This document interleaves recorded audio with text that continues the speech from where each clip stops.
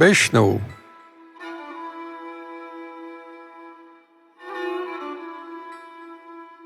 لب خشکم به شهد بوسه تر کن، جفا زشت است زین خصلت گذر کن.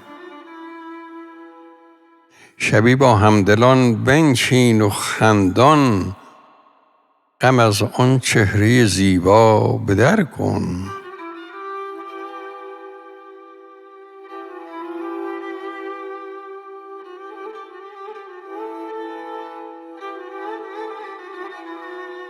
گذاری کن به گلزار محبت، غرور بی ثمر از سر به در کن.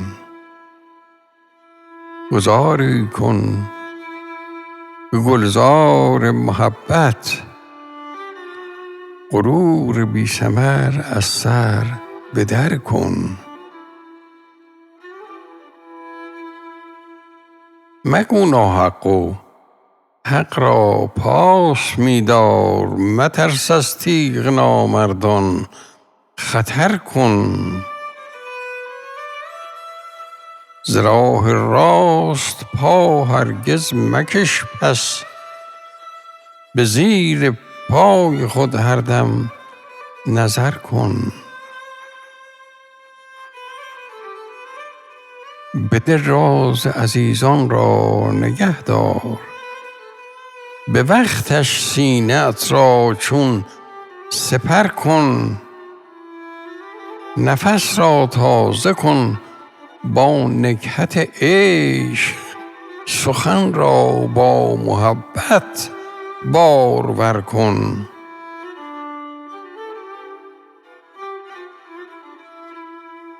زلال عشق را با دوستان نوش، زلال عشق را با دوستان نوش.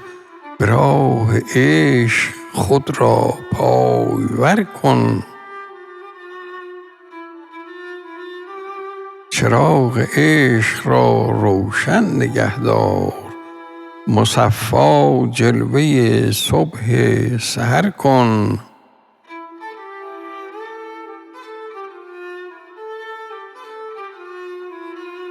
زبان خوش دل غمگین کند شاد، دهان را وقت گفتن چون شکر کن. چو دیدی خسته از روزگاران، گهی اندیشه کن گاهی سفر کن. چو دیدی خسته از روزگاران، گهی اندیشه کن گاهی سفر کن.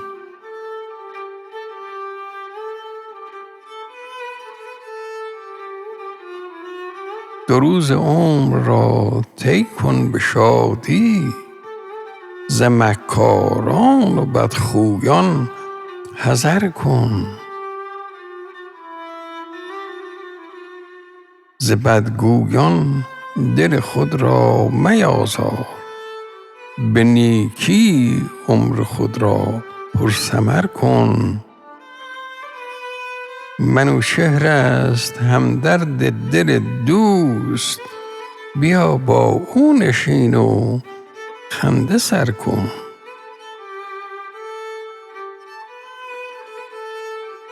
منوچهر است همدرد دل دوست، بیا با او نشین و خنده سر کن. بیا با او نشین و خنده سر کن.